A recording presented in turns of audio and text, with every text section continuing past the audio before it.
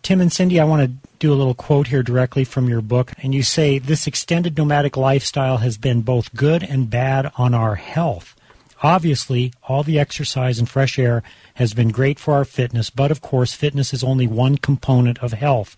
The wear and tear that months on end of exposure to the elements in foreign cultures breaks down our bodies and speeds up the aging process. To last this long on the road takes a different kind of endurance. International bike touring is less about cycling several hours a day and more about being durable, adaptable, open-minded, and just plain old tough. Your comment.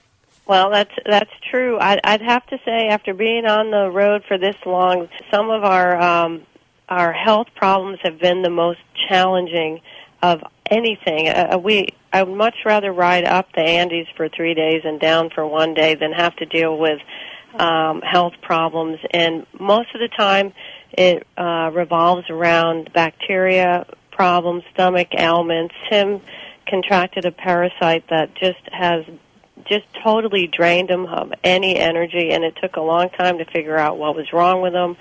And the other thing, on the road, you don't have your own personal doctor, so you're going somewhere else, and so they don't have that you're not their patient, and it's just a little bit different care than you would get from your own home doctor. And I recently got shingles when we were up in Canada, and trying to ride with that, it's hard. Sometimes having a home base helps with these kind of things.